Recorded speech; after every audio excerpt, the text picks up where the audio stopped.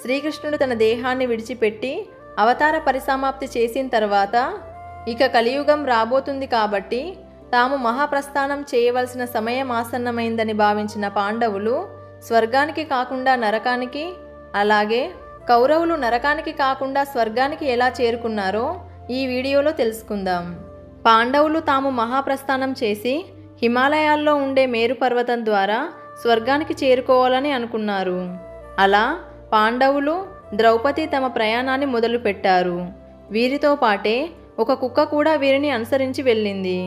హిమాలయాలకు చేరుకొని మేరు పర్వతాన్ని ఎక్కుతున్నప్పుడు మొదటగా ద్రౌపది మరణించగా అటుపిమ్మట నకుల సహదేవులు, ఆ తర్వాత అర్జునుడు, చివరగా భీముడు వరుసగా తమ దేహాలను వదిలిపెట్టారు. అలా కుక్కతో పాటు స్వర్గాన్ని చేరుకున్న ధర్మరాజుకి అక్కడ దుర్యోధనుడితో పాటు మిగతా కౌరవులు కనిపించారు. కానీ